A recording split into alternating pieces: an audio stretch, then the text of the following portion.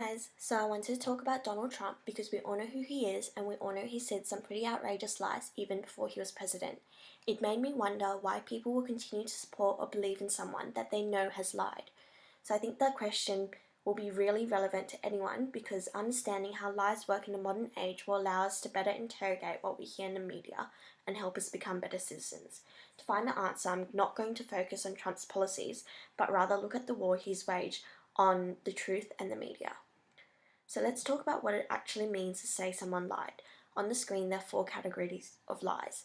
We're going to be focusing on bold-faced lies, which is defined as where the speaker goes on record even though everyone knows it to be false. So as a simple illustration of concept, let's look at Pinocchio. Pinocchio asks the fairy how she knew that he was lying, and the fairy says that there are 2 sorts of lies: lies with short legs and lies with long noses. This is a very interesting distinction. While lies with short legs might carry the lie for a little distance before the truth catches up, lies with long noses are obvious from the beginning. So when Pinocchio lies, it's obvious to everyone and it makes him look ridiculous. This is what we call bold-faced lying. So Trump has said a lot of demonstrably false statements. At the very start of his run for presidency, he started to muse about Obama's birthplace. He did a series of interviews saying things like, "I'm starting to think he wasn't born here," or "Why doesn't he show us his birth certificate?" Through evidence of Obama's birth certificate, it was established that what Trump was saying was actually untrue. So despite this, Trump kept going until in 2016 he gave up the lie. By in doing so, he conjured up a new deception, that it was Hillary Clinton that started these rumors, which again, there's no evidence of. Let's look at the video. Now, not to mention her in the same breath, but Hillary Clinton and her campaign of 2008 started the birther controversy. I finished it. You know what I mean. President Barack Obama was born in the United States, period. Now we all want to get back to making America strong and great again. Thank you. Thank you very much. So at this stage, it's really clear that Trump's definition of truth can be quite elastic. Nonetheless, he was elected in 2017, a year after this saga. So it begs the question, why does the public and his electorate still believe in what he says?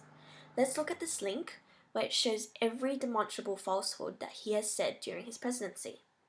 So if bold-faced lies are obvious and ridicule the speaker, why do we continue to believe in the liar? So, to think about it more deeply, I return to the reading, and I really like the concept of the chaos paradigm, which says that we live in a communicative environment where anyone on the planet with a network device has the potential to be an actor who not only consumes information but produces it, shares it, and has the capacity to make it known to anyone else in the world. At the end of the day, this chaos paradigm is really a war between 2 or more fractions of truth. Essentially, Trump contributes to the chaos by feeding lots and lots of information, regardless of whether it's true or not, into the public eye.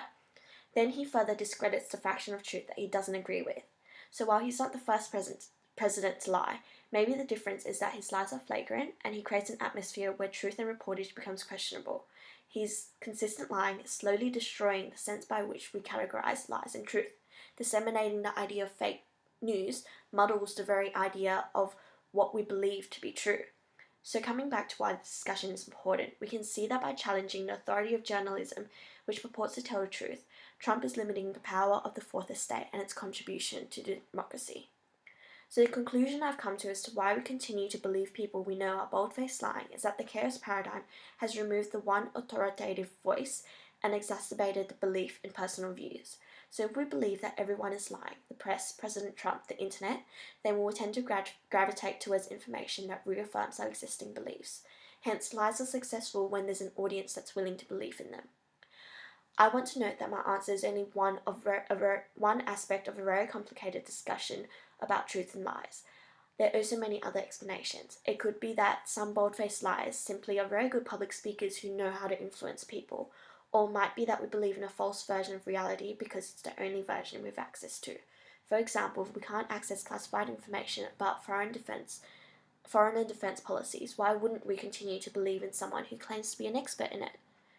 So, some authors have noted that the fake news instability has caused the need for the media to satisfy publics with diverse political affiliations.